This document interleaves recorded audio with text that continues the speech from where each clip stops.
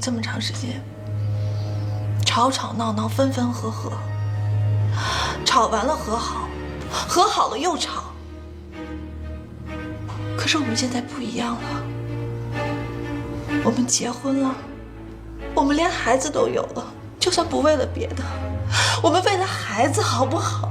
孩子，你不提孩子还好，提孩子咱们就说说孩子。为什么瞒着我？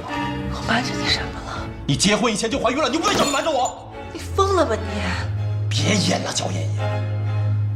我告诉你，风言风语我早听到了，你跟迟海东你压根儿就没断。我跟你求婚求那么久，你都不答应，突然答应了，突然就结婚了，突然就有孩子，这孩子是谁的？孩子是迟海东的，跟迟海东怀了孩子了，没有下家了，所以你下嫁给我是不是？这孩子是你和迟海东的孽种，你是不是？你个贱货！你再说一遍，你贱货！你永远都改变不了。你给我站住！让你跟我去！月群，我们离婚吧。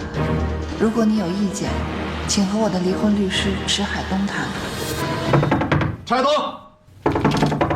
迟海东，你出来！小伙子，找谁呀你？我找迟海东，我找谁？迟海东，他没在家，没在。什么事情啊？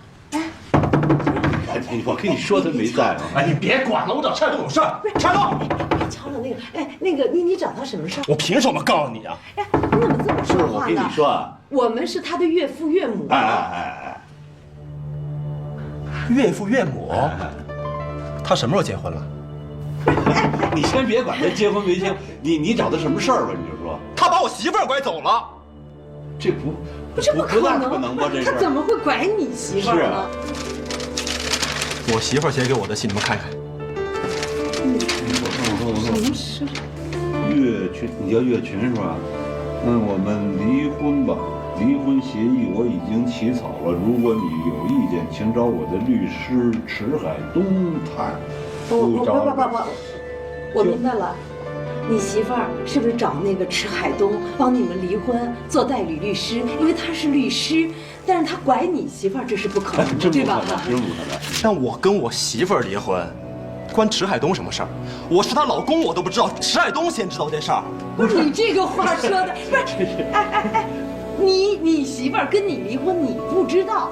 不是？那你这老公你怎么当的呀？哎，你们两位长辈，我不跟你们掰扯啊。你们知道迟海东跟我媳妇儿什么关系吗？什么关系啊？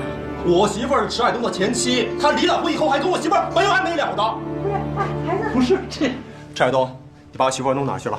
我把你媳妇儿弄哪儿去了？你给我少装蒜！我告诉你，你今晚不把妖艳交出来，我跟你没完！你别给我弄！不是你要干嘛呀？你我打他，我要干嘛？你打谁呀你？啊！你知道他是谁吗？他是我女婿，你打他？对，行，什么话好好说，是吧？屋里说，走，不着急。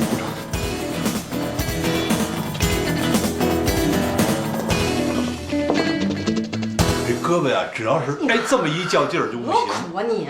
你还以为你年轻呢，老胳膊老苦。哎呦，慢点。孩子，我听明白了，你一宿没回家，你回到家以后看到那个一封信是你妻子给你写的，要求跟你离婚。完了，你看完信你就开始怀疑了，你怀疑迟海东跟你妻子是商量好的，对吧？那个我告诉你啊，不可能。迟海东这两天一直在我眼皮底下，跟我们家丽丽形影不离。你说你们昨天吵架那会儿，哎，我们正在家里面，我们商量他们俩婚礼的事情呢，哪有闲工夫去管你们那闲事？没那闲工夫。那我媳妇儿为什么让我来找迟海东呢？哟，哎，这你得问你媳妇儿呀，对吧？月泉，你信任我吗？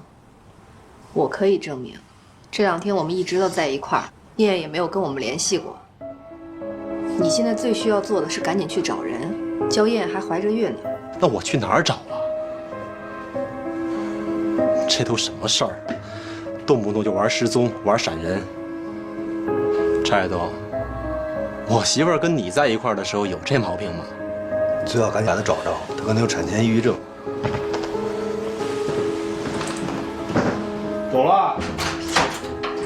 哎呦，我的天哪！什么人呀，这是？这海东，你前妻也真够作的。你说你怀一个孕，你怀着孕呢，你说你跑掉了，你有什么事情？你生完孩子再说。妈，走吧，去哪儿？去律所。干嘛去？你忘了约个客户啊？赶紧，来不及了。走啊！我们去。啊！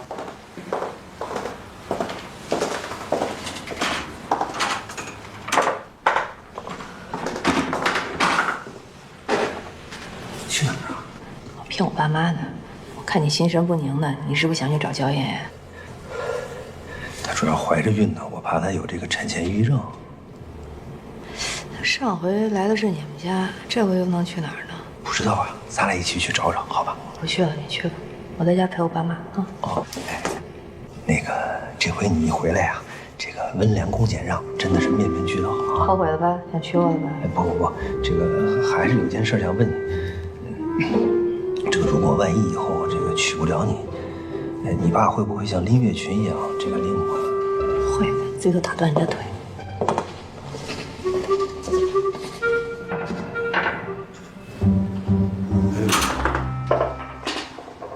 你怎么回来了？那个海宁说他自己解决就行。你好打了吗？好多好多。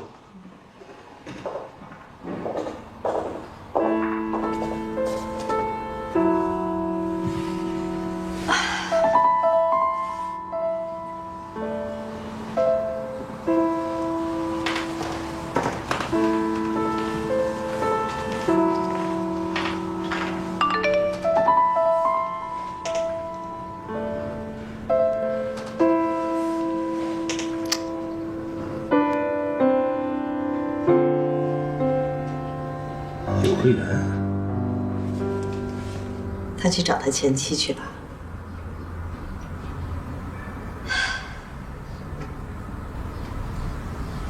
丽莲，妈问你，是你让他去的，还是他自己去的？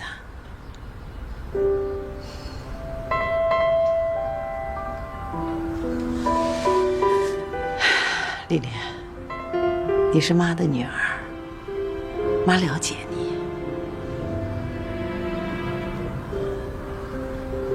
哎，我跟你说啊，你别看你爸爸现在是个糟老头子啊，年轻的时候帅着呢，真的啊。反正我觉着比迟海东要帅。哎，1.80米的武生，全国有几个啊？就没有。追他的人多少呀？哎，大姑娘小媳妇的一大把。按你们现在的话说，什么粉丝？有那粉丝多着呢，真的。有人给他递纸条，哎，还有人堵到家门口来给他吃完了黄鱼又送的啊。就那老秦，秦书成阿姨追他一辈子没得逞。而一个女人要拿住男人，靠的是什么？委曲求全啊！你说委屈要能求全，那人世间就没有悲剧了。那您靠什么呀？靠镇压，靠无产阶级专政？错，靠的是胸怀。你看你妈能笑到最后，能把你爸爸从一个帅小伙子一直熬成一个糟老头子，靠的就是妈大海般的胸怀。您放心吧，您大海般的胸怀啊，已经继承给我。烦不烦？这叫隔代遗传。行，你这样妈就放心了。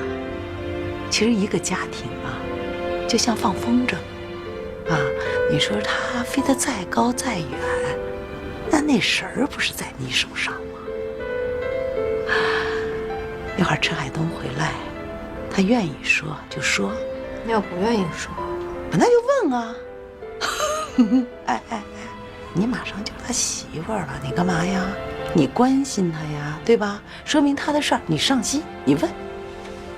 哎，真是亲！哦呦，多大人了啊，多大人了还抱我呢！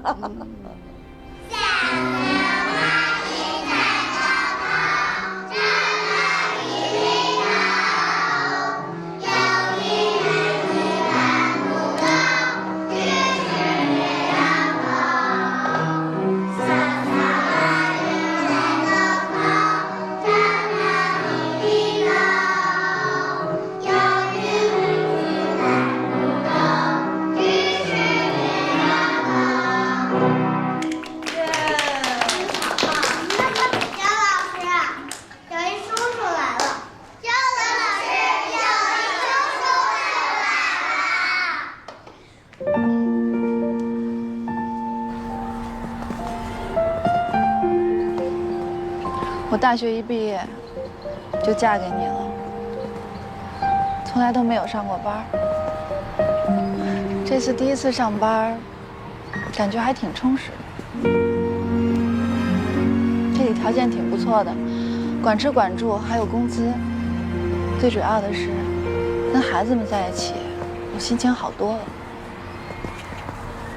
可是你现在怀着孕，能这么上班吗？我的高中同学是这儿的幼儿园院长，她老公是妇产科的医生，你放心吧。要是有什么需要帮忙的，你就告诉我。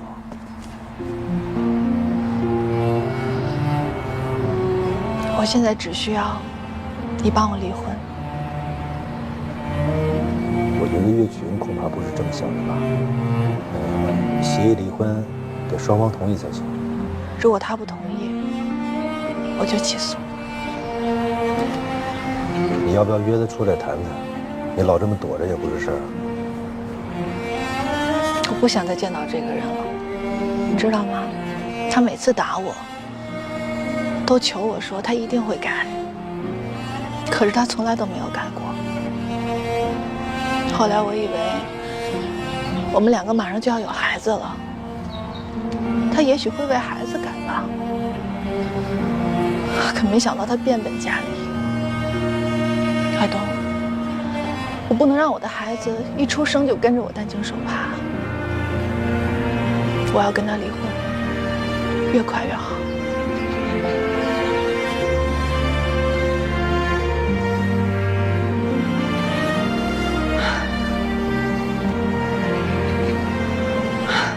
你说我这人吧，从来都是别人照顾我哈。结婚之前爸妈照顾我，结了婚之后你照顾我。可是现在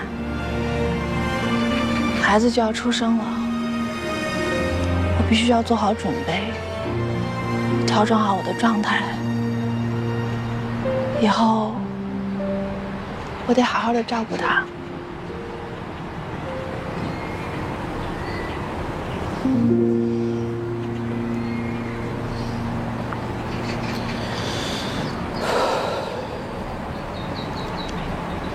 人都说这个坏婚姻是一所好学校，看来好像说的有道理。你好像长大了。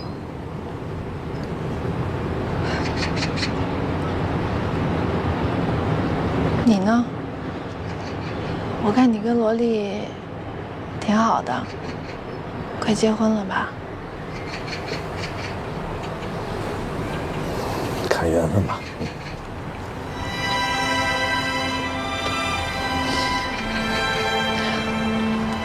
海东，罗莉是个好女孩，而且她挺适合你的，你应该好好珍惜她。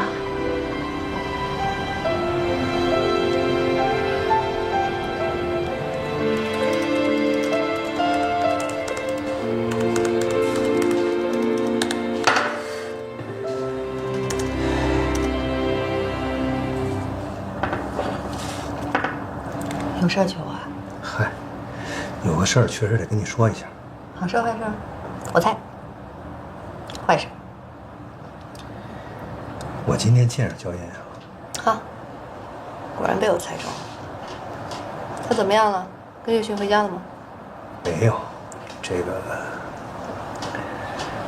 他在一个幼儿园，不准备回去了。他呀，这个想跟岳群这个起诉离婚，想让我做他的律师。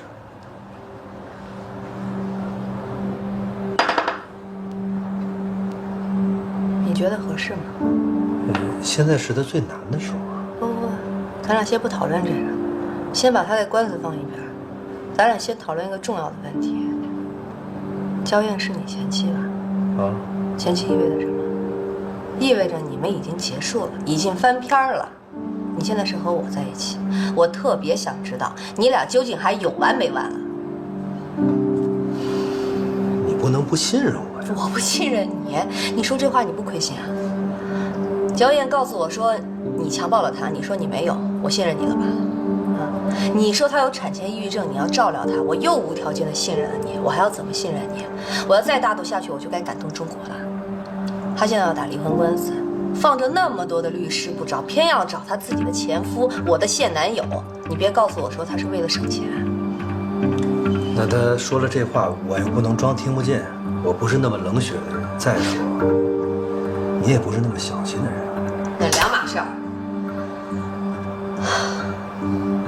凯东，你仗义，你好心，你当然可以帮他忙，但是帮忙是不是也得有点起码的原则和底线吧？我们要连这点共识都没有，咱俩现在就可以分道扬镳了。你不用考验我的气量，我现在就可以直白地告诉你，我没你想那么大气。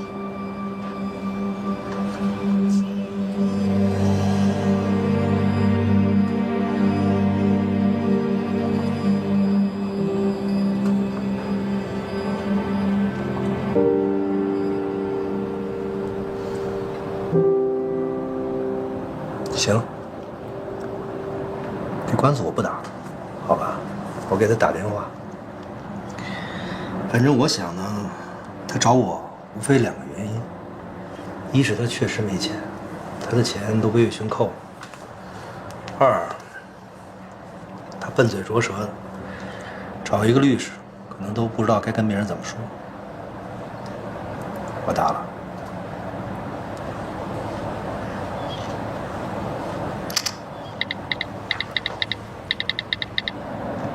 我打了。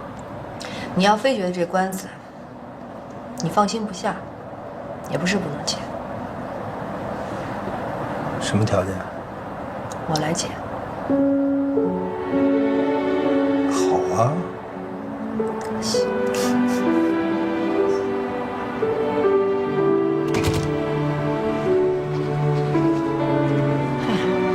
看什么呢？你看什么呢？我看我女儿呢。我也看我女儿呢。你说我女儿哎，真的是继承了我好多基因啊，特智慧。好基因都从你那儿继承的。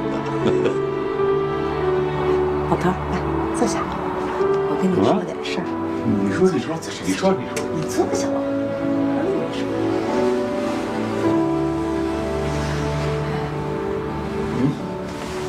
哎，你说他俩结了婚以后谁管钱啊？你操这心的，谁管都一样。不是丽丽，我觉得她虽然聪明智慧，但是我觉得她在生活经验方面真的是一塌糊涂，真的不行。这钱呢，我觉得丽丽不行，孩子不行就让迟海东管呗。你有病啊你！经济基础决定上层建筑，这管钱的事儿多重要啊！男人口袋里啊，我跟你说，不能有钱。这越有钱就越危险。他万一要有一天有了钱，你说一下把持不住自己，对不对？一失足成千古恨，那你说怪我们是不是？现在我们没有提醒他。是，这事儿你有经验，我这一辈子兜里就没过钱。不是，那你说你现在是不是过上了幸福安逸的晚年？是不是？是。不是，你看剧团里面那个杨导，啊，图一时痛快吧？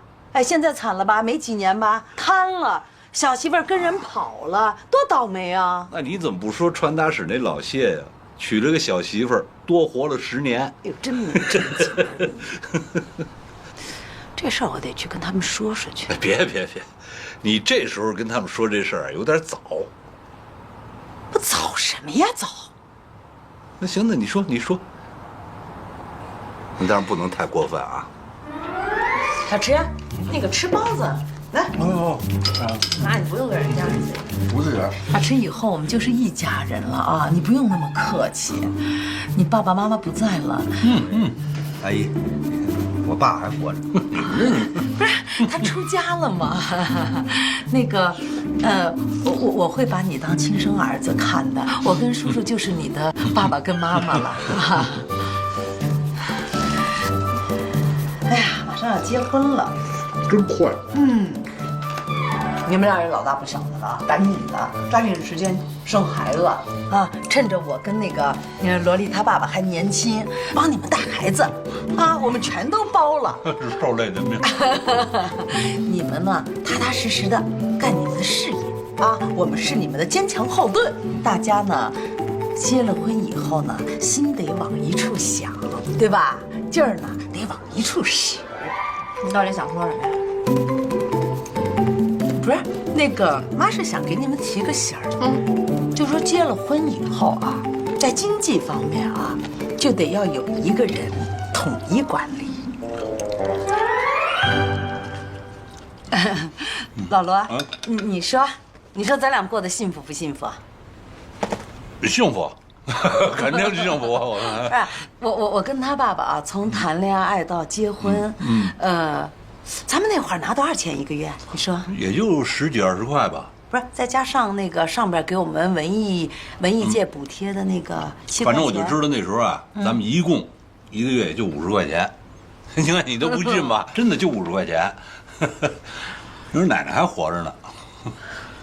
3代人，家里面啊统一管理，都是由我一个人管理。妈，我跟海东商量过了，我们结婚以后啊，经济都是各自独立的。我听丽丽的。那不行，真不行。我跟你说啊，这个家里的钱啊，必须交给一个人来统一调配。这个该买啊，那个不该买啊，那个又该买啊，得一个人说了算。 工资就甭说了，是吧？每月肯定全都上交，是吧？我就连那个演出费，每场就7毛钱，我全都交他。他知道的、不知道的钱，我1分钱不剩，全上交。真是1分1厘都交给我。你甭这么看着我，真的。所以我觉着吧，结了婚，你说要独立，好像真的。不是，小池，那你说呢？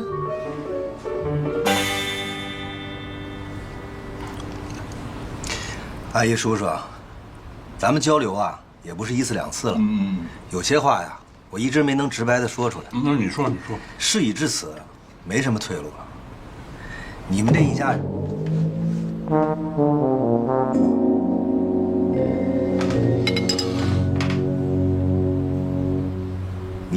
人，啊，是个温暖的大家庭。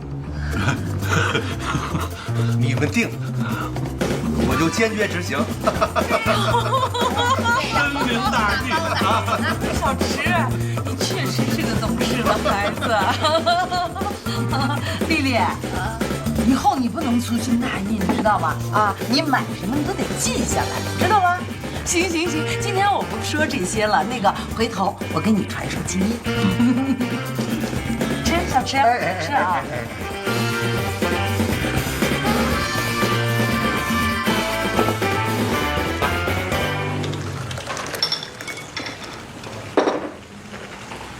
飞呀！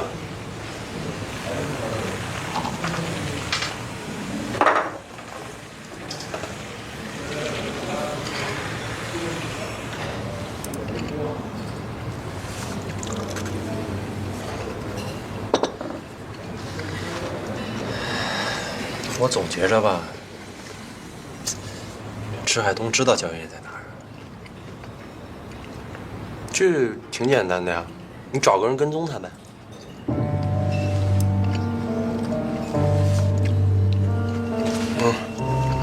随意啊！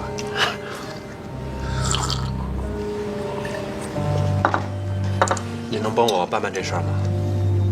我啊，可以啊。你打算给我多少钱啊？算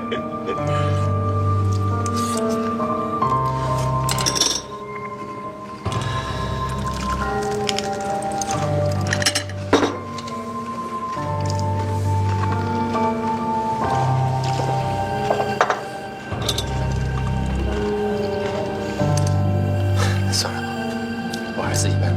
哎，你看你这小气样，真抠门。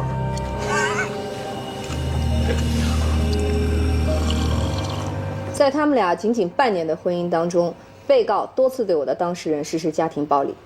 被告分别于2013年9月17日、2013年11月15日和2014年1月15日对我的当事人进行无端的殴打。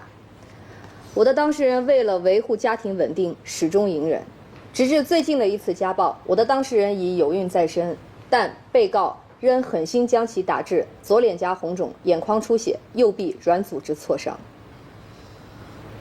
被告屡次的暴力行为已经导致他们夫妻感情彻底破裂，无法调解。我的当事人心灰意冷，因此提出诉讼，请求法院判决：一、准许离婚；二、被告赔偿原告精神损失费10万元。他要离婚，我要赔他钱。他根本就胡说八道，我不同意离婚。烦请书记员播放我方提交证据。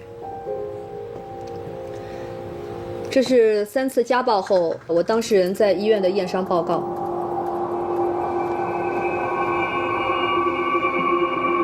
以上这些照片和资料，并不能说明原告的伤是我当事人所为，且对于原告提出的2013年11月5号，被告对其加害，我方持有疑义。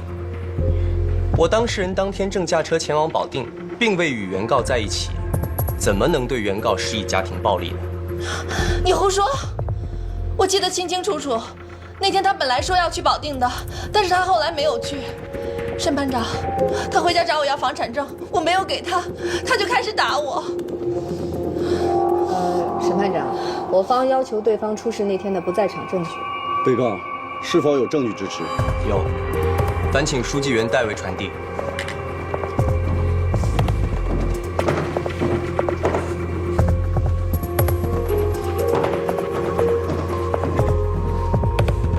这是那天我当事人驾驶自己的克莱斯勒300C 轿车驶过京港澳高速保定收费口时候的照片。所以说，我当事人那天并未与原告在一起，如何能对原告施以家庭暴力呢？我想起来了，他说他那天把车子借给别人了，对，他把车借给别人了。还有别人可以证明他当时在家吗？没有。原告与我当事人虽为二婚，但两人的感情基础非常的牢靠。2012年，原告搭乘的旅游大巴在途中发生了严重的交通事故，恰巧我当事人经过，对原告施以了救助，并在医院陪同其治疗1个月有余。如此的关爱备至，就连原告的丈夫都不可能做得到。况且我的当事人与原告仅仅是萍水相逢，又怎么能说我当事人无视与原告之间的感情呢？对呀，你当时的丈夫去哪儿了？现在跑到这儿来凑热闹来了。我当事人与原告婚姻生活幸福美满，虽然偶尔也会争吵有矛盾，但并非如原告所说的我当事人对其动粗。在原告的诉讼当中所提到的家庭暴力，完全属于捏造和诽谤。不，你这个骗子，潘小刚，你颠倒事实，你颠倒黑白，你这个骗子！沈班长他说的不是真的，沈班长。沈班长。综上所述，怎么办？原被告之间的感情还有可挽回的余地。我当事人愿意与原告交流沟通，相互理解，相互谅解，消除彼此之间的矛盾和误会，恳请法院调解。罗丽姐，怎么办？罗丽姐，你想想办法。沈班长，请允许我方证人王明亮出庭。准许。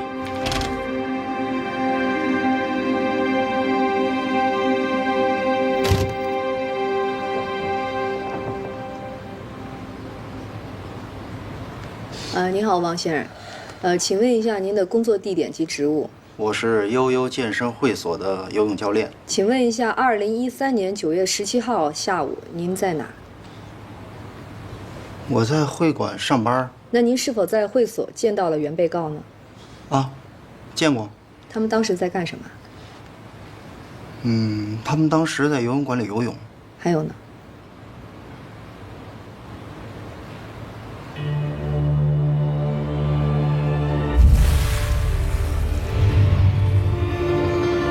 没有了，就只有游泳。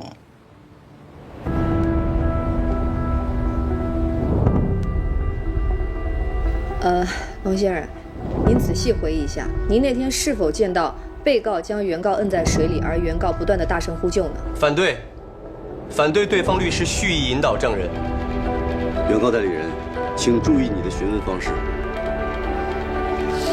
王先生，您那天不是这么跟我说的，麻烦您再仔细回忆一下，那天您在会所见到原被告的具体情形。就是在一起游泳，当时他们还有说有笑，相互泼水什么的。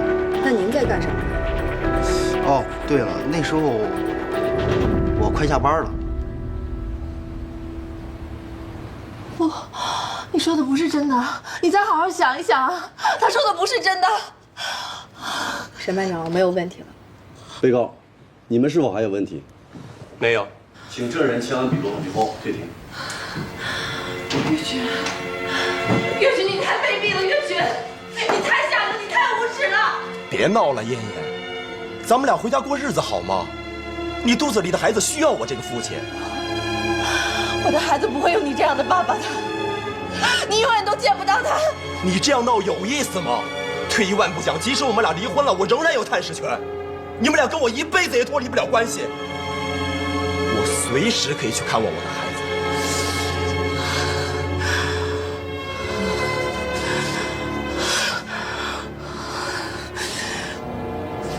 你不是孩子的父亲，池海东才是孩子的父亲。你说什么？你说什么呢？审判长，池海东才是孩子的亲生父亲，你没有权利来探视这个孩子。你胡说！你给我说清楚。那天岳军又家暴我就去找池海东，正好他的门开着，他喝多了，我就进去照顾了他一夜。后来我就留在那里过夜了。海东，你还记得吗？你还记得那天晚上发生的一切吗？海东，池海东，你个王八蛋！我就知道你们这对狗男女一直没有散。池海东，你跟我说，孩子是不是你的？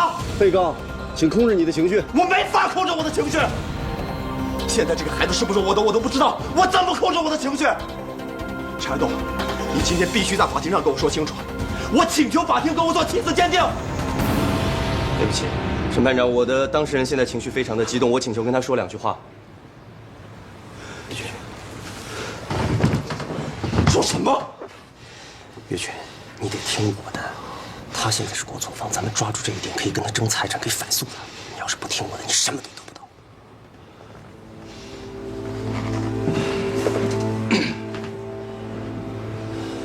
审判长，鉴于刚才原告在庭上对自己婚内出轨行为的自认，被告请求提出对原告反诉，请求原告对我当事人施以精神赔偿。被告提起反诉，庭后请准备相关材料。对不起，我不能让任何人伤害我的孩子。现在进行最后陈述，原告，你还有什么要说的吗？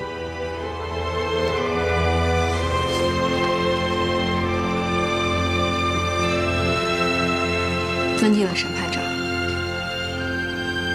我的当事人焦艳艳之前有过一段失败的婚姻，因此她格外珍惜和岳群先生的这段感情。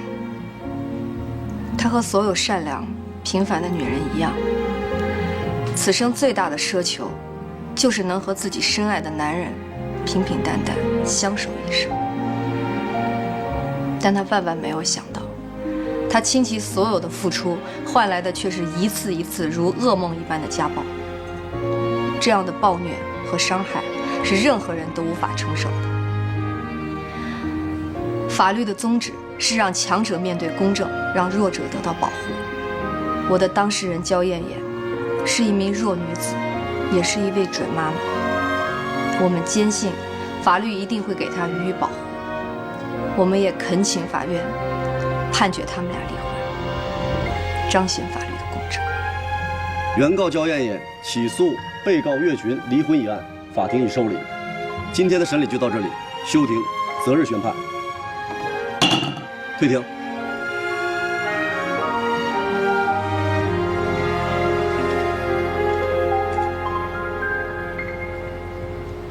哎呀，我冤死了我！那天你又不是不记得，对吧？你爸都喝成什么样了？你和你妈费了多大劲才把他背走啊，对吧？我那天喝成什么样，你又不是不记得，我能干什么呀？哎呀，我都是直到第二天早上看他留那张条，我才知道他昨晚上在我那儿。但是真的是冤呀！我那天晚上我对天发誓，我是什么都没做呀。他来这件事，你为什么不告诉我？那我跟你说，不是怕你误会吗？你是心里有鬼，怕我误会。什么事儿你都有说你怕我误会。上次他砸我家啊，你也说他怕我误会。哼，你可把自己装成一神经病。哎，你考虑过我的感受没有，柴东？你考虑过没有啊？那他不是都跟你赔礼道歉了吗？对吧？而且你看你这不都原谅他了吗？我原谅他不代表我原谅你。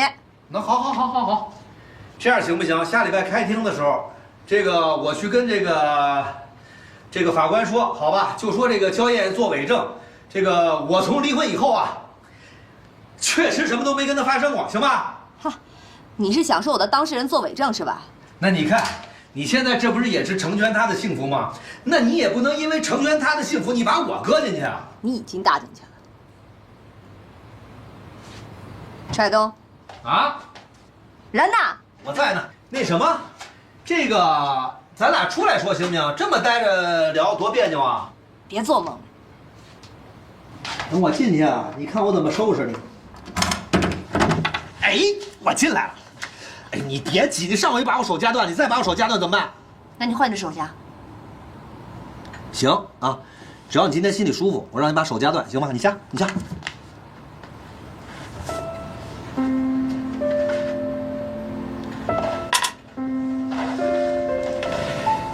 怎么可能嘛，对吧？我怎么可能做出那种事儿啊？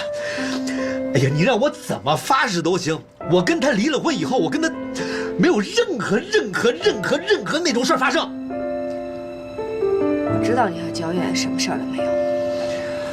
我生气的是，为什么咱俩好了以后，你还要一而再再而三的帮他扛事儿？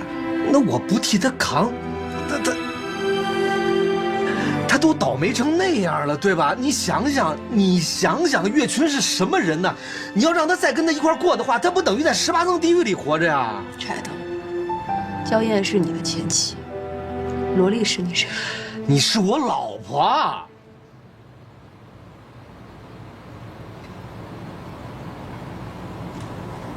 咱俩结婚吧。好啊。我是说真的。我也是说真的。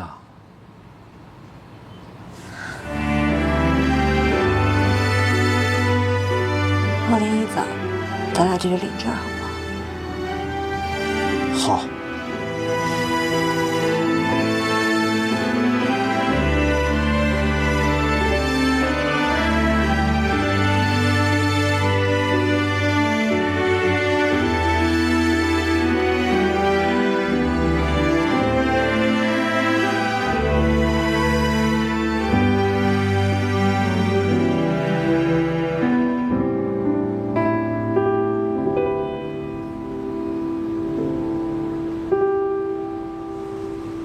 嗯。